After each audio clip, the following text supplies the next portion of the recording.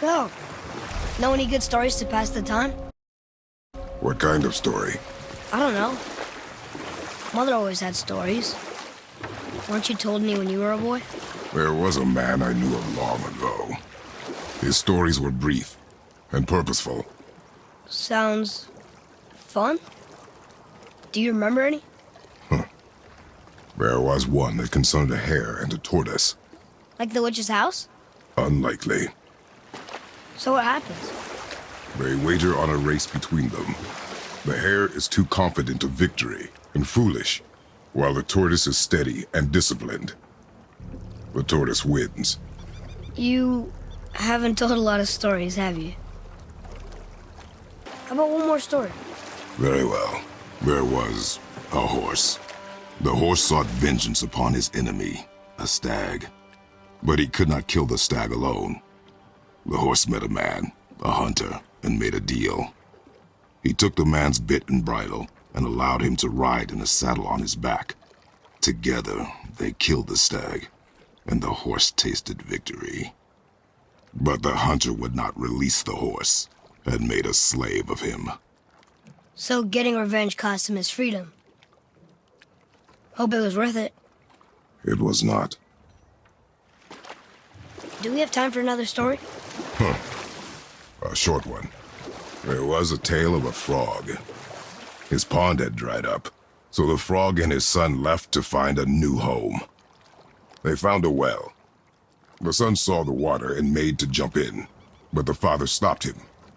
He saw the well was deep, and once inside they would not be able to escape if the water dried up again.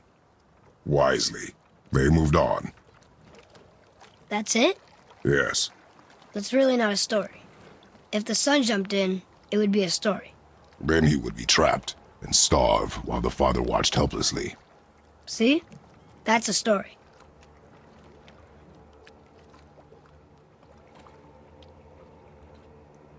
So, what other stories have you got?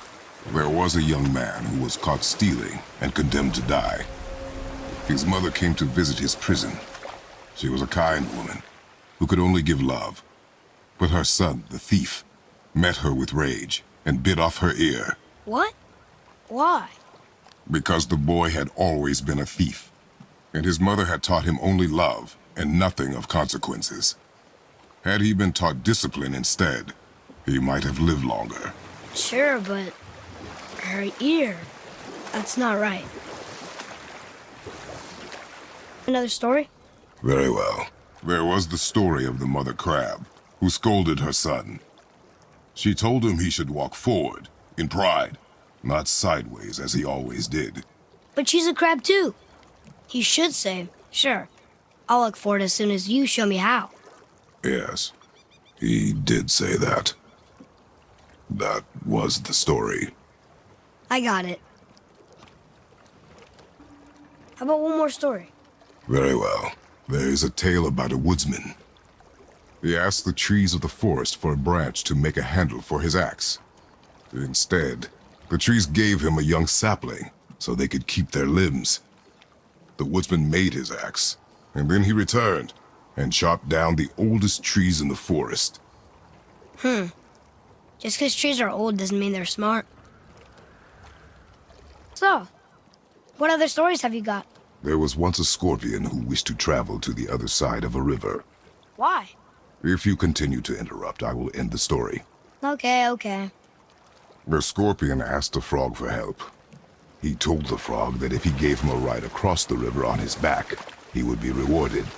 The frog protested, fearing the scorpion would sting him. The scorpion assured the frog that he would not sting him, or they would both drown in the river.